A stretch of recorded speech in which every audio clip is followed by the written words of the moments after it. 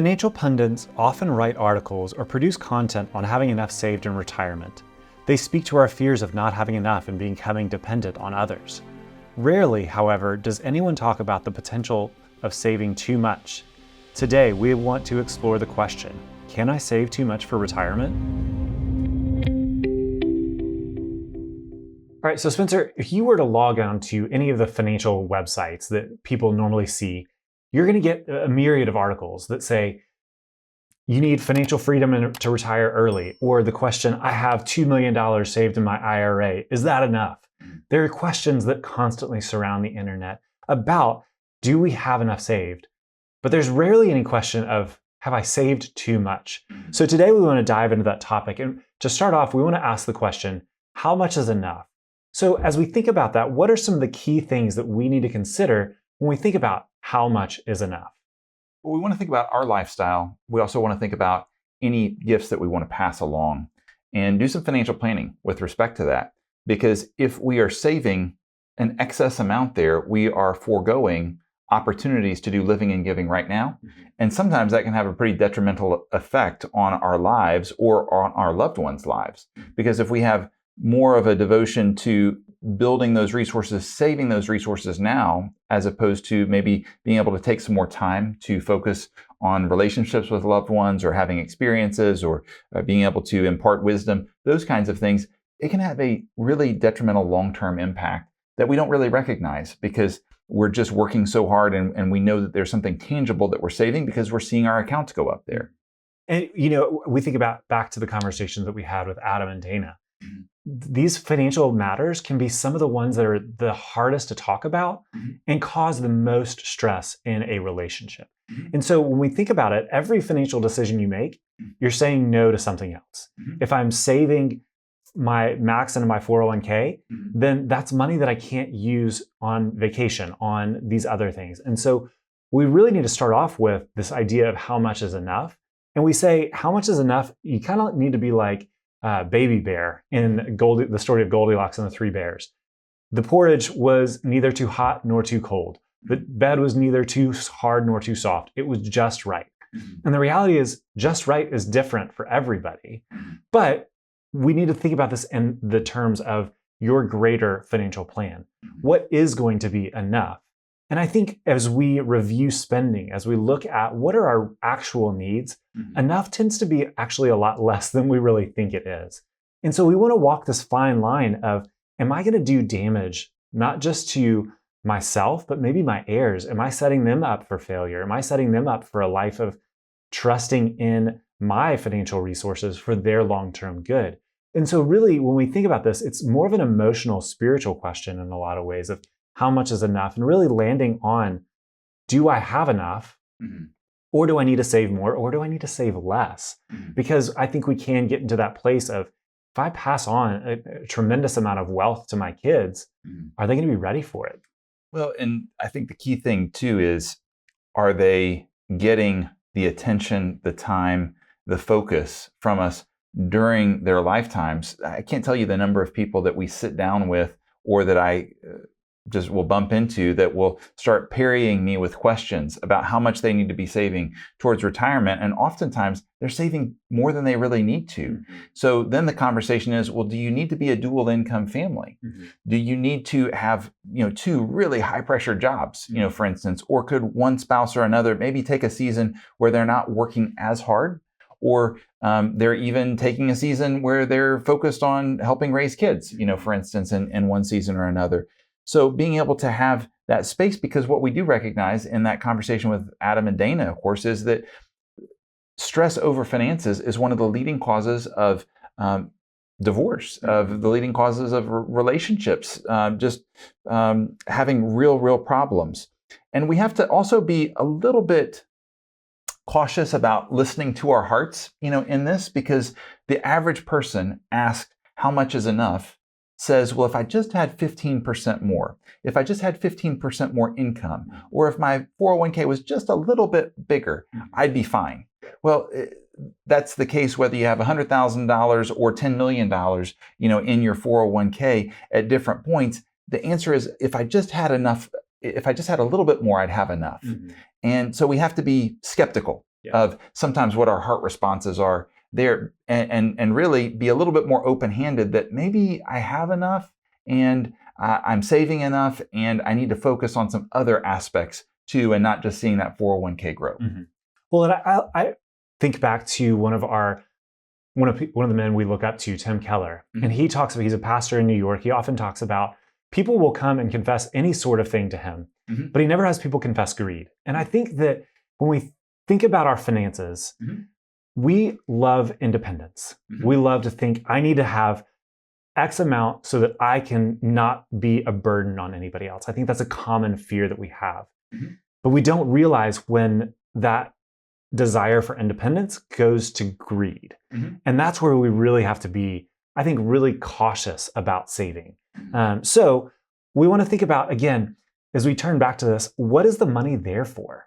How much do you really need? And so we want to review the buckets of spending. You've got your basic needs. You need food, water, clothing, and shelter. You need to have something set aside for health. So we don't want to be people that have nothing saved, because you will get sick. At some point, you will die. You will want to slow down at work. You will need to replace the roof on your house. So we need to actually be prudent about saving. You can not save enough, but you can also save too much. And so we think about those basic needs. What are those things that we really need to cover? And then we layer on, what are some of those important discretionary items? We think about ways that we can spend money that save us time. Sometimes when I think about Friday night, I'm tired. All I want to do is go buy a pizza from somewhere else so that I don't have to cook and clean the kitchen. So we can have those things that are important discretionary items. Could I have made dinner on my own? Would it probably be cheaper? Yes. But sometimes I like to spend money so that I can buy my own time back. So we think about eating out, lawn care, going to the symphony, saving for kids or grandkids' college.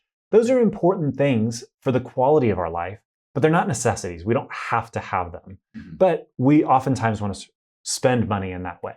And then we think about lifestyle treats. These are things like, they could be luxury vacations, spa days. These are oftentimes, when we think about those buckets of spending, this is the one that maybe gets inflated and we start thinking this is a need, and maybe it's just more of a want. And so when we really start thinking about those lifestyle treats per se, then we start having to think about, okay, is this really good for my life?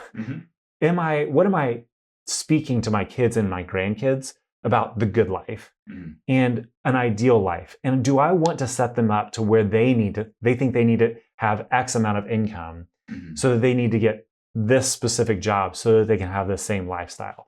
What are we setting our kids and our grandkids up for? And I think if we are really honest, the amount of money that most of us need is probably far less than we think it actually is. What we can actually pare back from our budget is probably more than we really think about. And so we want to be really cautious about how we think about how are we spending. It's not bad to like those things. We want to experience good things in life, but is it overinflated? And I think that's a big question that we should be asking. So Spencer, one of the things that we want to think about is our heirs. And so when we look with our clients and say, okay, if you've got $3 million saved for retirement within your IRAs or your non-qualified accounts, and you've got 3 heirs. Let's say you just got 3 kids, you're going through the traditional estate planning, you die tomorrow. We can ask our clients, how comfortable do you feel giving $1 million to each of them if you split it up? And I think sometimes this can be a really good question to come to your advisor and say, hey, if I die tomorrow, what are my beneficiaries actually getting? Because then we can lay it out and say, well, does Tommy really need $1 million? Does he need it coming in an IRA where it's spread out over 10 years, whereas he's encouraged to spread it out over 10 years? Or does it come in a non-qualified account where he can spend it tomorrow? So what are some of those questions that we should be asking for beneficiaries when we think about this? I think this can be one opportunity that we have to say, how do I really want to bless my loved ones? Do I want to help provide, say, for a part of a down payment on a home? That might mean that we need to pass resources on earlier rather than later. Do we want to pass resources on to grandkids for college education? Well, that's some specific times.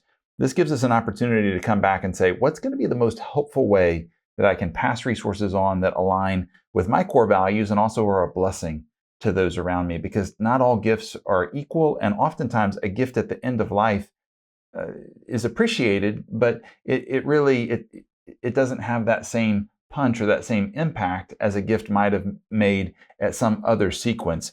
So this gives us an opportunity to be much more proactive and to think, okay, do I want to just save it all until the end, or do I have some space maybe to be able to make some gifts along the way and be a little bit more open-handed? Yeah. So Spencer, one of the things that folks don't often recognize is you can actually reduce your Social Security benefit if you oversave. You want to talk through a scenario where we might see this played out? Well, and this would be reducing the net Social Security benefit, so the after-tax benefit. It's not uncommon that we'll sit down with folks who they've saved well, but they don't realize maybe the power of Social Security to meet those basic needs that they might have. So it's often that we'll sit down with clients, and between the two of them, they might have a Social Security benefit that's $5,000 a year, or $5,000 a month, I should say, or so. If that's all of the income that they would have, under current tax law, they would have $60,000 of Social Security income. It would count as $30,000 of provisional income, provided that they don't have any other income anywhere in retirement. They actually would have no tax bill on that under current tax law.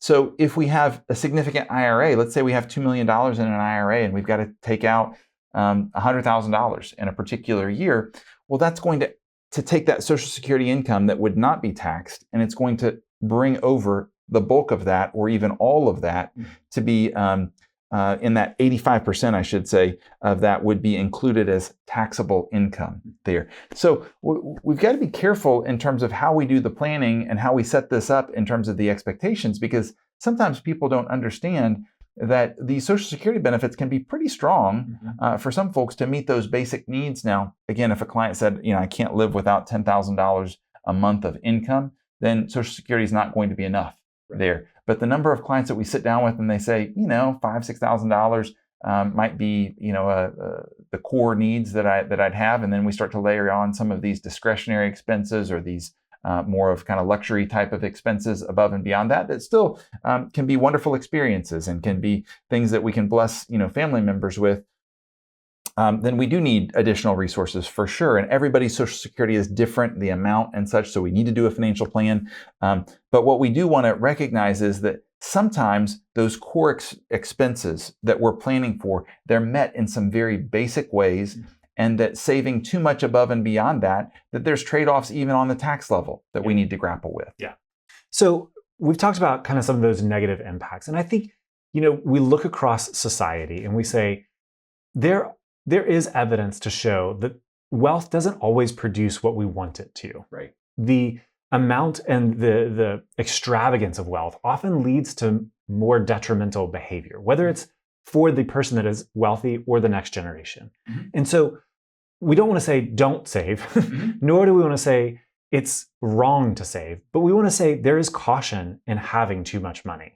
Well, and even the way that we spend that money. So I can't tell you the number of times that I'll get to the end of a camping trip with a family, and those camping trips don't cost that much in terms of vacation.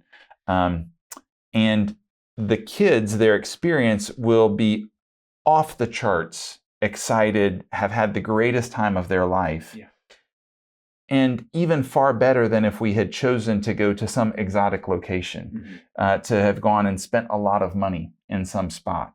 The level of just peace, rest, and I think benefit to the family and the relational connection far higher in some of the experiences where we're just spending time together. There's not a whole lot of outlay.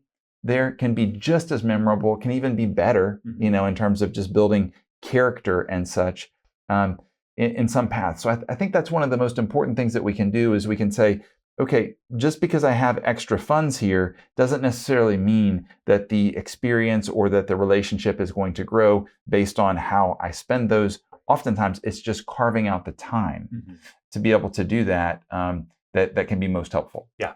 We do want to say there are positive impacts that wealth can have in retirement. So this isn't all bad, but we want to say, within the light of a financial plan, make these decisions wisely. Ask the question of how much is enough for yourself, your heirs. But we want to touch on a couple of these. If you have saved well, there is some financial cushion that you have. There's stability, security. A lot of people are worried about Social Security. And so if you can have a little bit extra saved to where if Social Security is cut, then you've got extra. you've got some in the bank to when the things happen that you need to spend money on that Social Security doesn't cover or other income streams don't cover. It is wise to save. The other piece is you can leave a legacy. Again, you want to ask how much is enough for the next generation. But one of the things that we think about too is generosity. And what we would often encourage people towards is do your giving while you're living, so you're knowing where it's going. We don't just want to say, I want to save $8 million into my IRA so that at the end of life, it all goes to this charity. Well, how do you know that at the end of your life, the charity is going to do what you want it to do? Right. So if you can, rather than just say, I'm going to sock away as much as I can so that at the end of life, then this gift is made and now I have a foundation named after me or whatever that is. Why don't you give those gifts away during your lifetime? Why don't you accelerate giving to those charities that you love today rather than pushing it off? There are trade-offs here. There are certain circumstances where it makes sense to push as much as you can into your IRA 401k. If you're trying to knock down taxable income and you know it's going to go to a charity. There are these cases, but we want to always ask, is this going to be the best use for those funds long term? Well, and there is a reason why the financial media spends so much time saying you need to save more, you need to save more, you need to save more, because there are a lot of folks in the States who need to save more. Yeah. Their lifestyle now relative to where they may be at some point when they want to retire is they just don't have enough saved. So there are folks in the States that are certainly in that bucket. But what we've also recognized in so many of the conversations that we've had with clients children, with people that we bump into, is that there's another side of this, which is why, we wanted to especially have this podcast. Yeah. Well, so hopefully you enjoyed this. As always, feel free to come, if you're a client, come to us with any of these questions. We would love to talk with you about how much is enough for your heirs, even lining out what would your heirs receive upon your passing.